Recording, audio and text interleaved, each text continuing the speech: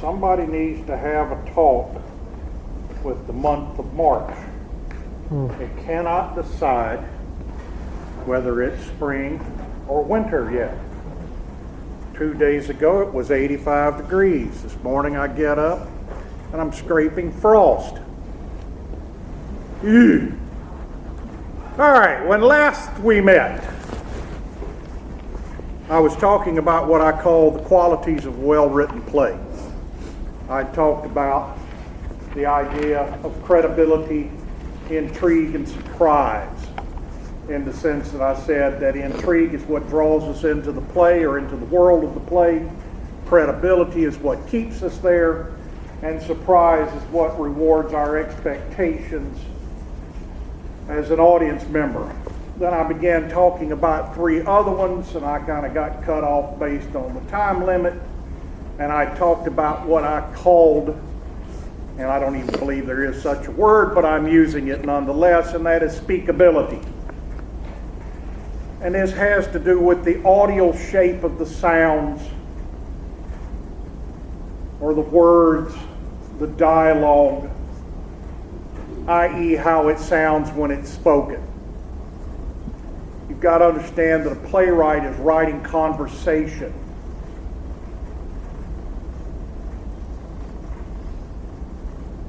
And those words have to be spoken as conversation, meaningful conversation on stage. And as I was talking about in day-to-day living, how often you run into someone and you're standing there listening to them thinking, would you get to the point? Obviously that can't happen in theater, or otherwise a play would last 6 hours and nobody would sit through it. It's got to continually advance the plot. It's got to continually provide a stream of information to the audience. And most importantly, it's got to motivate the character to action, to doing something. Now, where I left off is what I call stageability.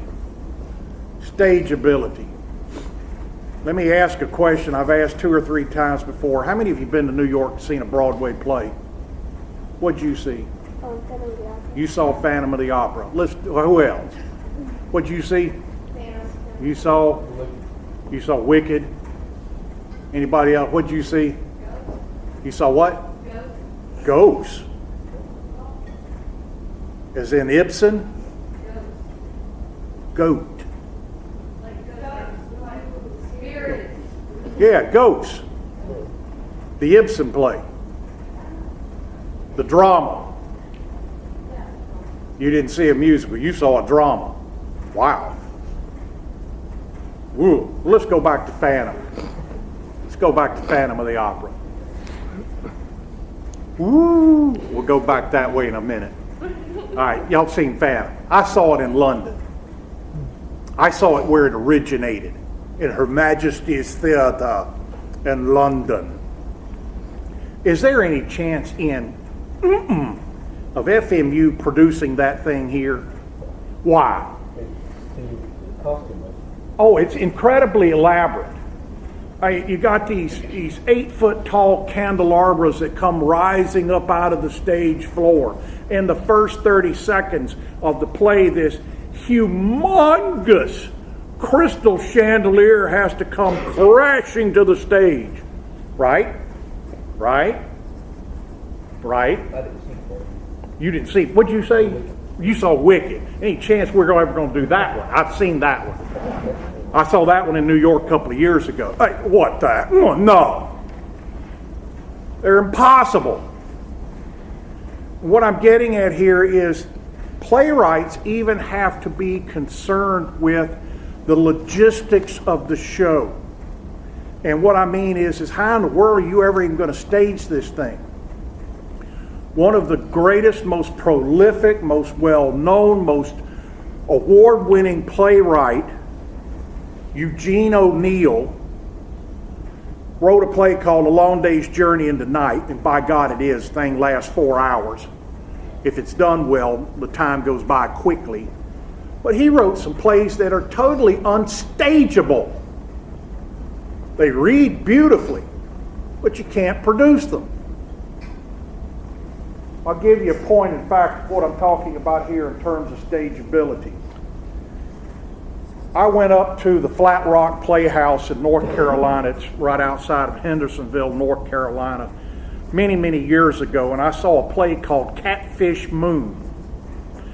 Catfish Moon. I thought, what in the world is this all about? But I went to see it nonetheless. A little summer vacation for the wife and I.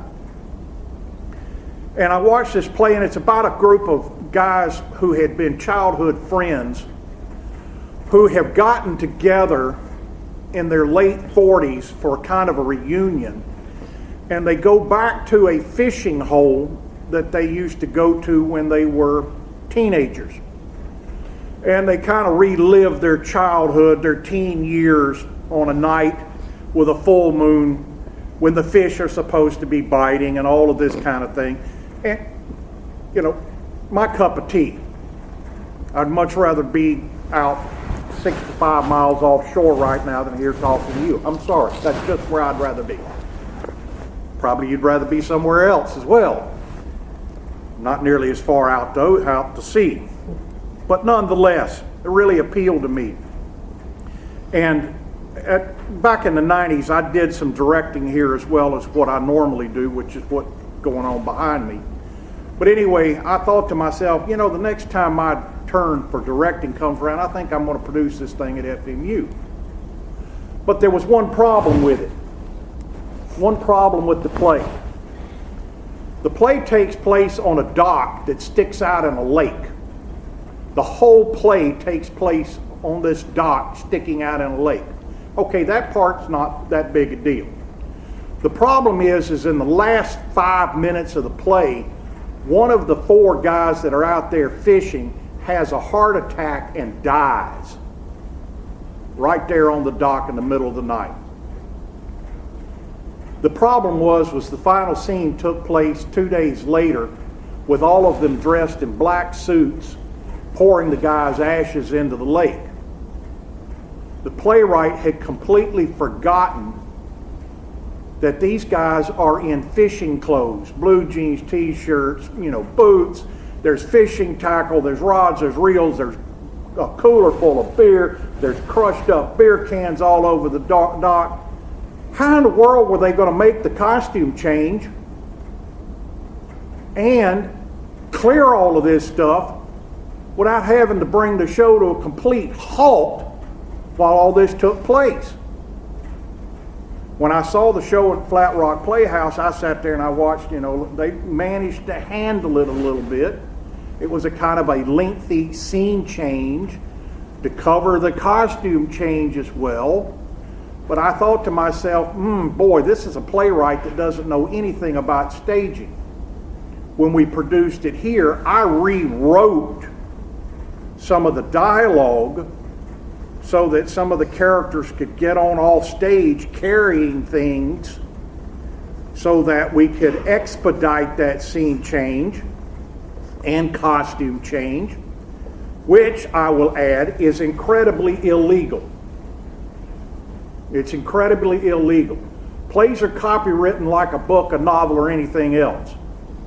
You're not supposed to do it. Well, to make this long story even longer, on our Saturday night performance, I'm standing out in the lobby chit-chatting with some of the theater patrons, and a little short bearded guy walks up to me and goes, "Hi, I'm the playwright. I just live up in Rock Hill." He said, "I thought I'd pop down here and see what y'all are doing with my play." And the first thought that went through my mind was, I'm going to jail.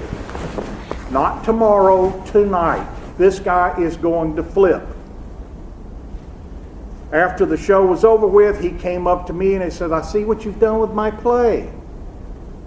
And I said, "Yeah." He said, "It's pretty smart." I went, "Oh, okay." He said, "That's been a part of the play that's bothered me for the 3 or 4 years that it's been out in the market. I know it's a problem. I know it's a pain in the neck. I didn't know what to do with it. You've given me some ideas. I think I'm going to rewrite the ending of the play to fix this." I went, oh, praise the Lord, I am not going to jail tonight.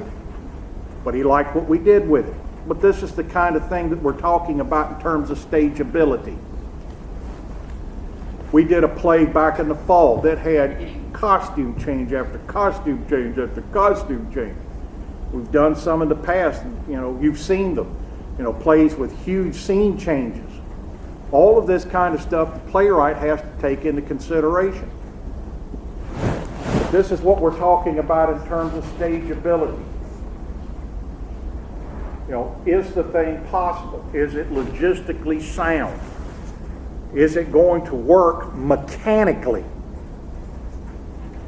And yeah, there's plenty of plays out there, a small time, small budget place like this can't touch unless they're going to mutilate the script and mutilate the intent of the playwright, put it bluntly. The last one on my list, as I mentioned on Wednesday, is flow, F-L-O-W. I think I made a joke about, no, we're not talking about this tile floor down here. Flow. This goes back to what I was talking about in terms of speakability. The play has to flow in terms of tempo and rhythm. It's got to move along. We're talking about kinesthesia here, being able to sense that there's a forward progression in the events of the play. A play that flows is one that is continually saying something and continually doing something. It's moving toward that playwright's preordained ending, smoothly, quickly. It's got to flow, if you will. Very simple concept.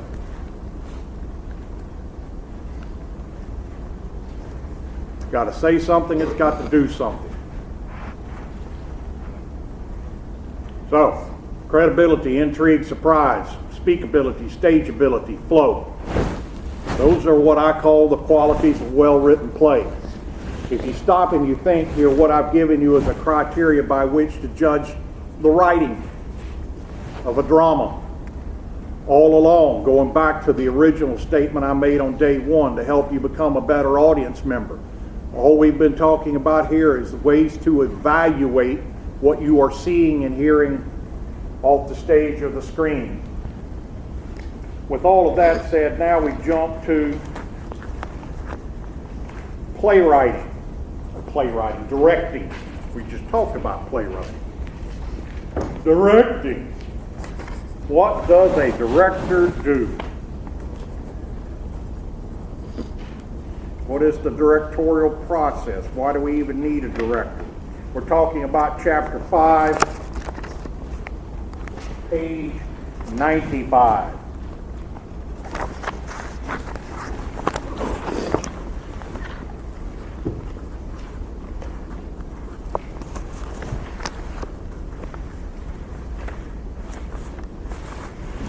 Name some directors for me. Most of the ones that you're going to know are from film. Because I doubt seriously anybody can name a Broadway stage director. Name some directors for me. I named several the other day. Of course, Spielberg. Quentin Tarantino. James Cameron.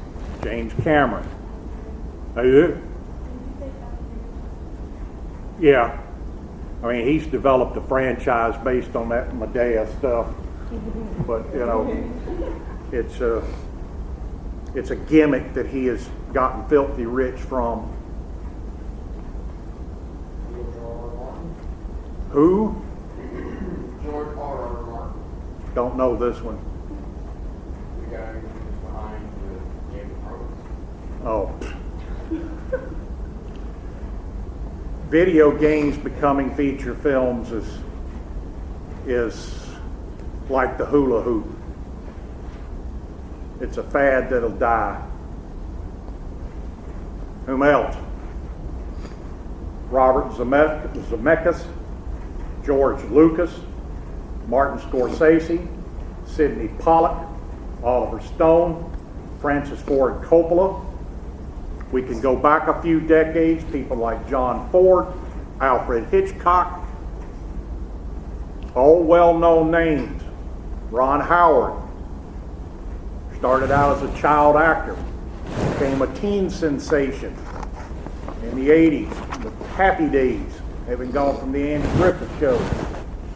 And then all of a sudden we see him directing some of the finest films that have been made in the last 2 decades. All right, I told you on Wednesday I was going to ask this question. What do they do? What does a director do?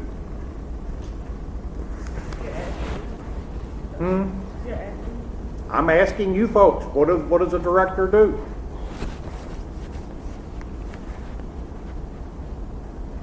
Are they responsible for actually putting the playwright views on the Yeah, they're responsible basically for everything.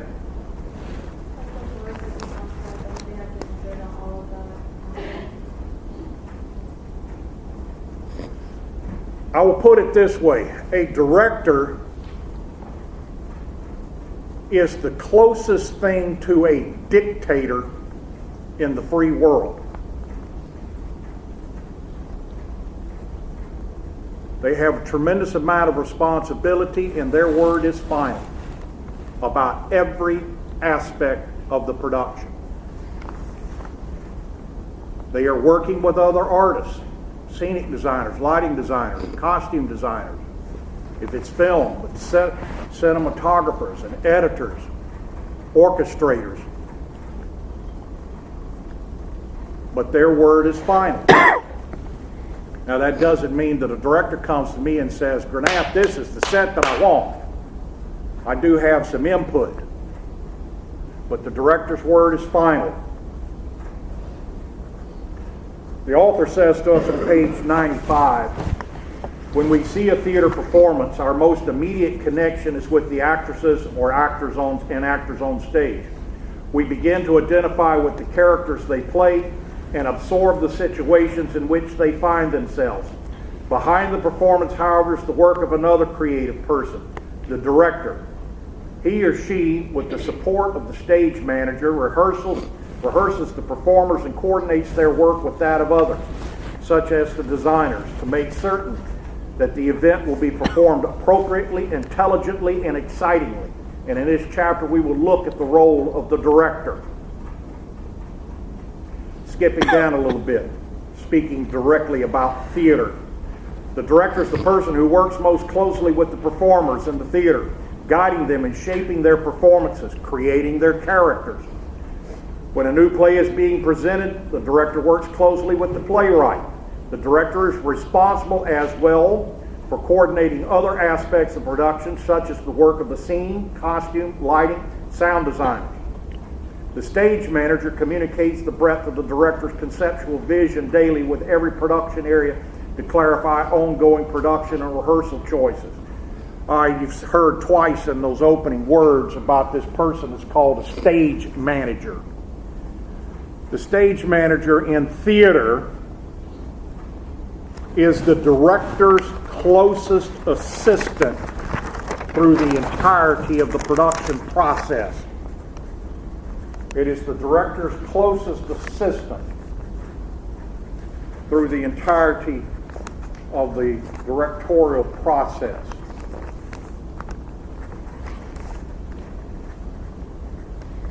Going further in that same section, for many of us as audience members, the director's work on a production is one of the least obvious components.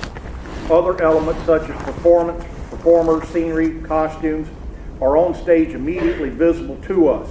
The words of the playwright are heard throughout the performance, but we are often not aware that the way the performers speak, move, the way the scenery looks, the way the lights change colors and intensity often originate with the director.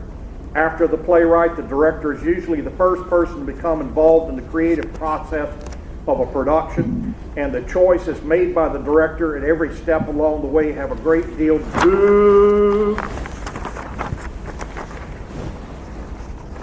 with determining whether the ultimate experience will be satisfactory for us, the members of the audience. The director then is the captain of the ship, and as I said, can be a dictator in the free world. Well, as we began talking about the directorial process, we need to start with the most fundamental place to start, and that's with the choice of the play. Choice of the play to be produced. You know, in terms of the Broadway theater, the producer, the person with the money who is financing the project, typically chooses a play and then chooses a director who has the qualities that are needed to direct that kind of play. I.e., all directors can't handle Shakespeare. All directors can't handle musicals. Some are better at musicals, some are better at dramas, some are better with Shakespeare, some are not. In regional theater, the board of directors of the regional theater chooses the season of plays.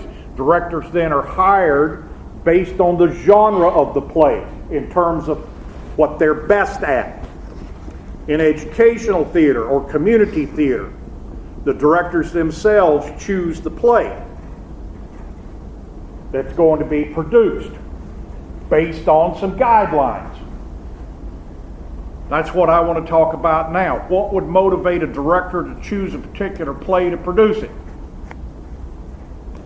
What would motivate a director to choose a particular play to say, let's produce this one to a theater company? What would motivate them?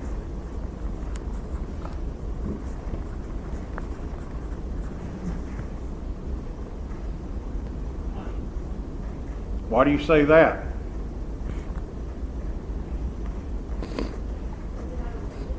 I didn't hear you. You better believe it. Budget is a controlling factor. It's a major controlling factor.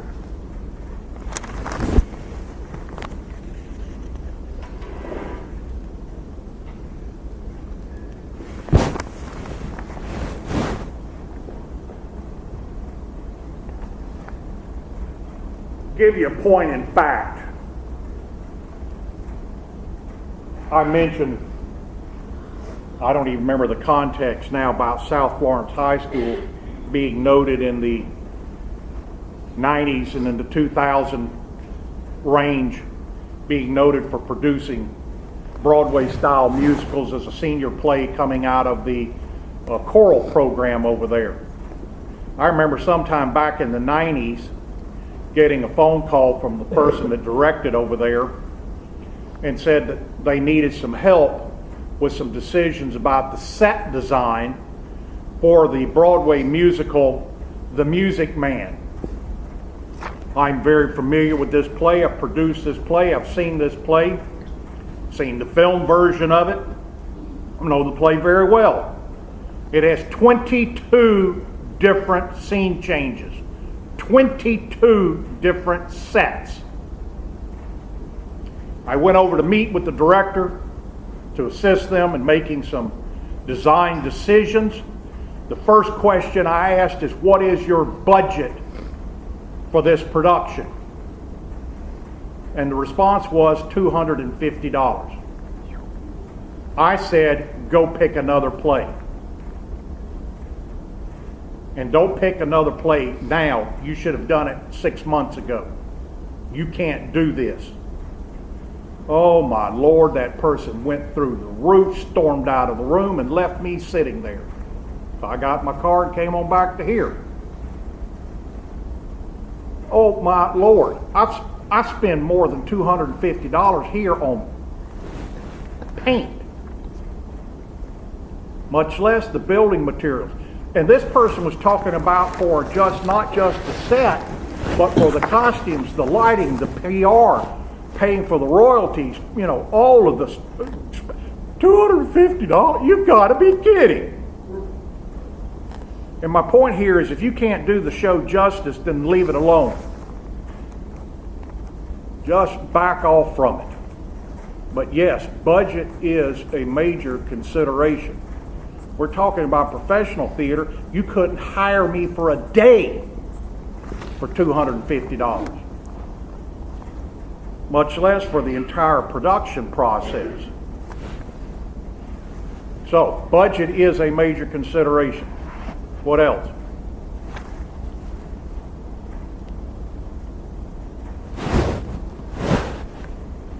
What else would you have to consider when choosing a play?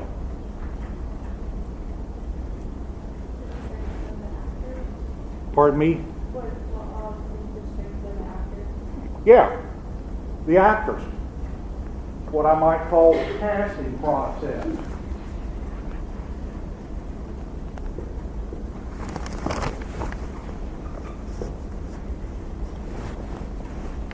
Casting is the process of selecting the actors that you're going to use to play various parts in the play. Casting is a major issue. If you don't have the talent pool to pull from, then again, you're going to probably have to back off from the production. I have people ask me all the time, well, why don't you do Hamlet? Why don't you do Death of a Salesman? Why don't you do Macbeth? Where in the world are we going to find actors that can pull those roles off? In Florence? Oh my Lord. I don't mean to sound like I'm being ridiculous, especially with my own personal Southern accent, which at one time I had managed to disguise, but in the last 20 years, I've kind of like said, I enjoy being Southern, I'm going to sound like one. But could you imagine somebody here in the PD doing Hamlet? To be or not to be? That there be the question. Oh my God. Ugh. I don't think I could sit through it. But again, the idea here of casting. You know, do you have the talent pool? Do you have the actors available to, again, do justice to the roles in the play? We were talking about, or I was talking about musicals a moment ago. Musicals require actors that are referred to as triple threats. Triple threats. Has anybody ever heard that term before? This actor is or actress is a triple threat. You've heard that term? You know what it means? Right after, pardon me? Dance, and act. Exactly. They can sing, dance, and act well. Many years ago, I had a director here walk up to me one spring. I was out here working on the April production, and the director walked up to me and says, I'm thinking about doing the Rodgers and Hammerstein musical South Pacific next fall. And I looked around and I said, hey, you'll do it without me?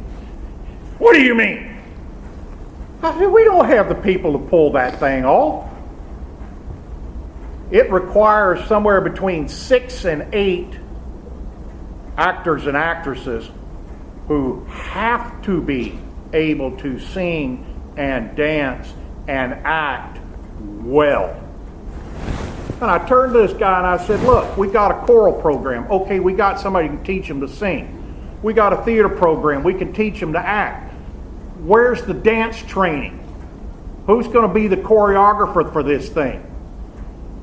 You got a bunch of people that have been walking behind a plow most of their lives, and now you want them to come in here and dance that show? You're out of your mind. Well, I think we can pull it off. We did it. We got away with it. But the point here is that, again, you've got to look at that talent pool. You know, who is available? What's available? Around here, our casting concept is who's going to do the least damage to this character, as opposed to they're perfect for it. It's like, no, they'll just do the least amount of damage to that character. That's an ugly thing to say. All right, so there's two things, budget and casting. What would be a third thing? And probably the most important thing to consider when choosing a play.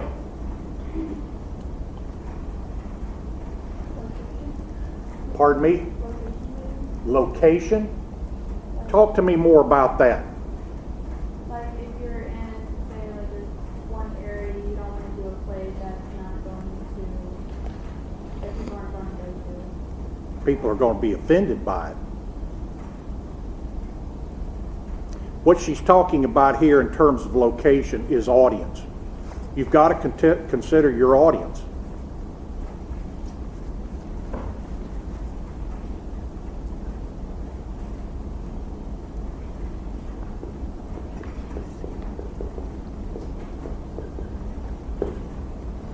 I'll give you an example. And yeah, I know some of you are progressives and, very liberal, and you think anything goes. Whatever feels good, I'm going to do it. But there is a play that's out there that is called O-O-H, O Calcutta. That's the name of the musical, O Calcutta. There are no costumes. You get my drift? There are no costumes. It requires no costume designer. Why would that be? Because the actors are nude. Well, let me put it in Southern language. They're broad beam and butt naked the whole time. Now, do you see FMU producing this anytime soon? I don't think so either. And between you, me, and the fence post, most people look better with their clothes on. I figured that out. All you got to do is go spend a week sitting on Myrtle Beach under an umbrella and watch what goes by. Oh my God. Goes a water buffalo with 2 rubber bands on. Holy moly.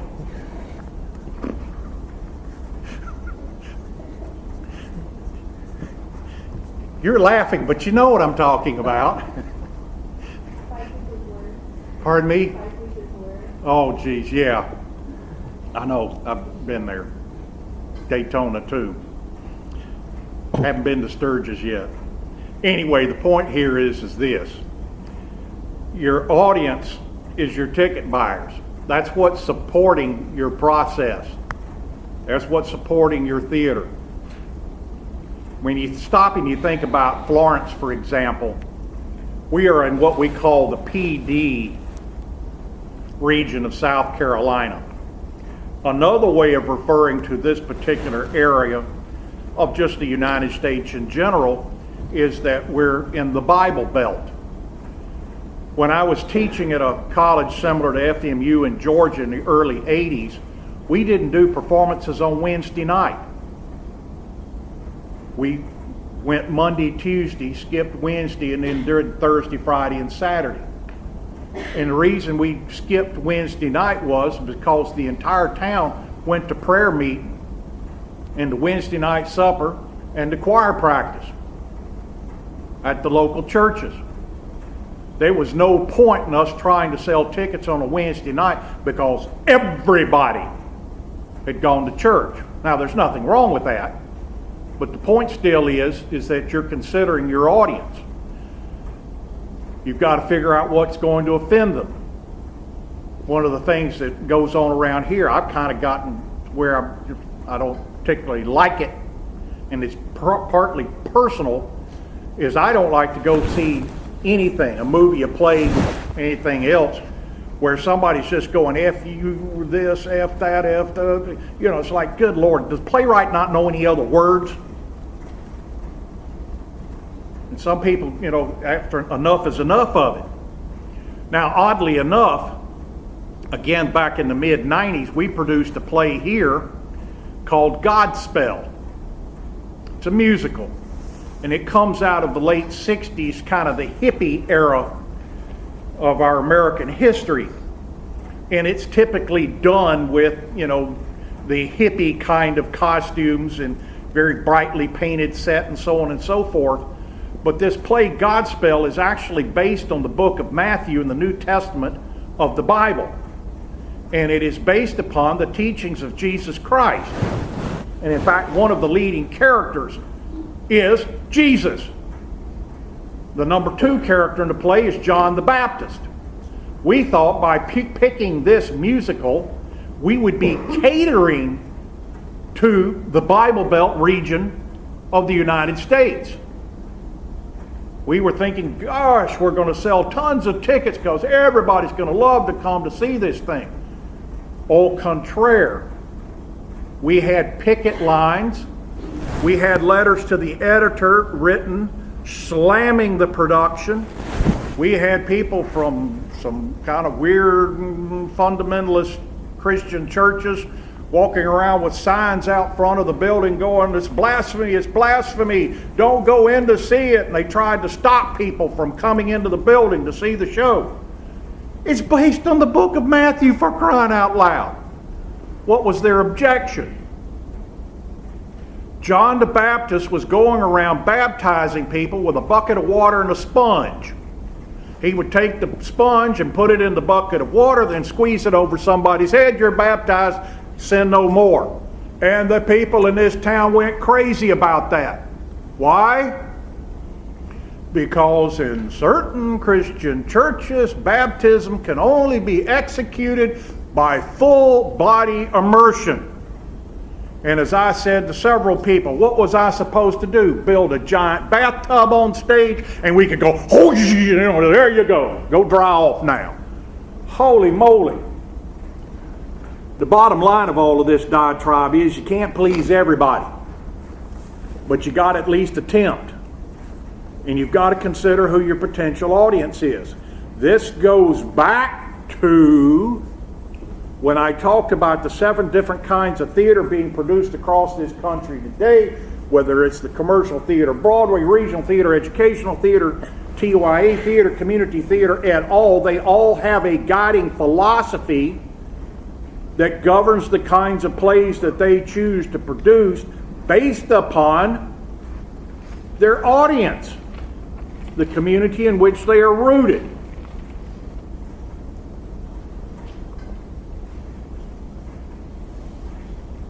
So you've got to consider the audience.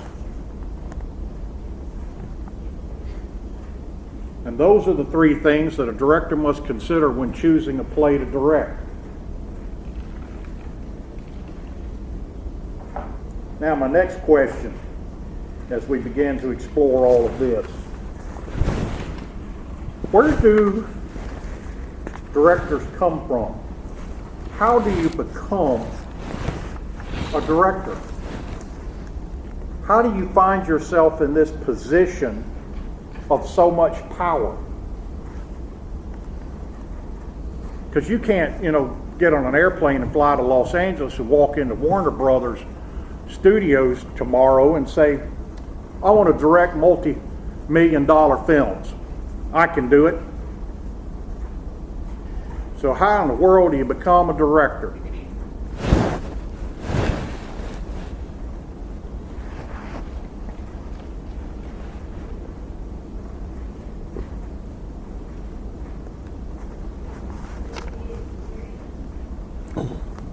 Got to gain experience. Okay. Where do you get that?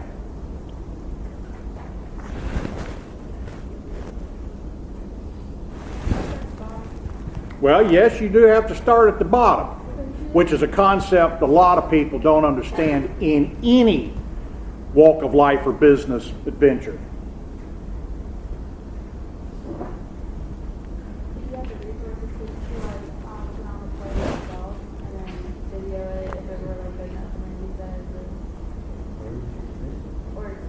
Say what? Well, that's it. Unless you're independently wealthy or you've got some friends who've got money who are willing to invest in you. But again, it ain't quite that easy. You're talking about the average film nowadays costing between $50 and $100 million. Last time I saw that much money, I was taking a tour through Fort Knox in Kentucky. Well, let's go back to the idea of gaining experience. All right? Let's take the director Ron Howard. What's his background? Yeah, he was an actor first. And a good one. And he started out at the bottom as a child actor at the age of 4 or 5. He was 12 or 13 by the time the Andy Griffith Show folded itself up. He did a few minor B-rated films in his mid-teen years, found himself starring in another television show, literally from his mid-teen years into his early 20s, called Happy Days. When that show ended, or he outgrew it, and he could no longer play an 18 or 19 or 20-year-old, which is hard to do when you're pushing 30, he did manage to talk some people into allowing him to direct, and he did a few El Cheapo movies, and then finally got a shot at a big one, and now look at him. He's 63 years old and is considered one of the best directors in the United States in terms of feature film. But he started out as an actor. And all you've got to do is look at film as an example. How many actors are directing their own films?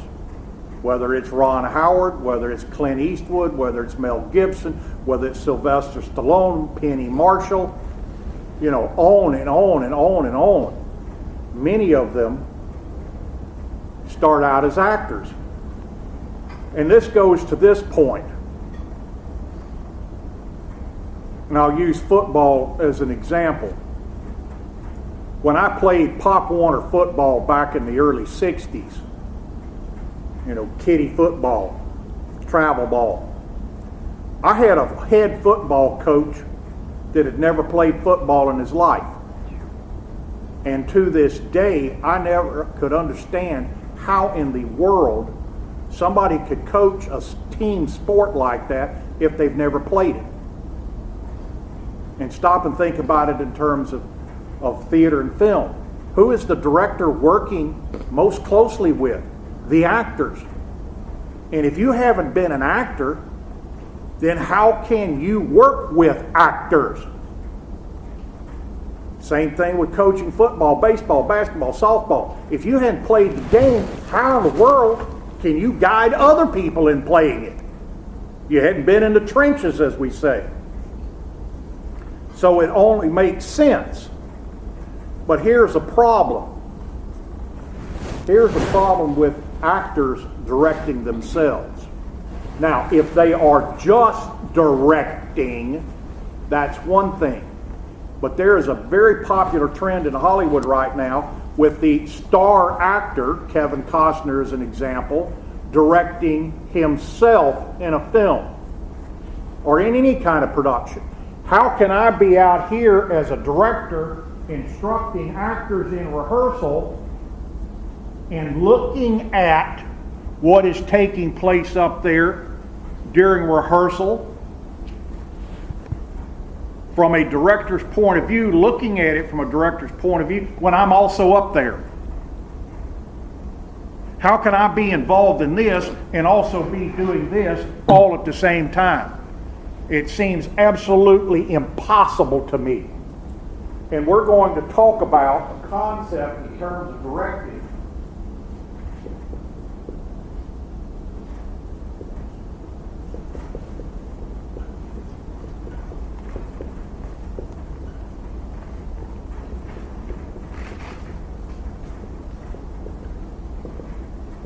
called the eye of the audience. The director's got to be looking at the action taking place in a scene from the point of view of the audience. Is this making sense? Is this communicating what I want it to communicate? Is the movement of the actors visually interesting? How can you do that if you're not here, but you're up there? Doesn't make any sense. But the bottom line still is that a lot of directors start off as actors first. And it's simply a progression of working your way up, as you said, starting at the bottom and working your way up. So yes, a lot of directors do start as actors first. Now, on the concept of starting at the bottom and working up, let's move on to another issue. A lot of directors, especially in terms of theater, they start off as a stage manager.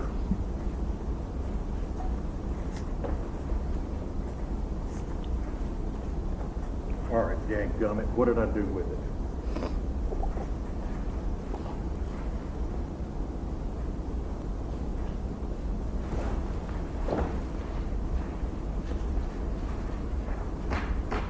All right, I had that stupid marker in my hand just a minute ago. Oh, I stuck it right there. Good Lord, I'm an idiot.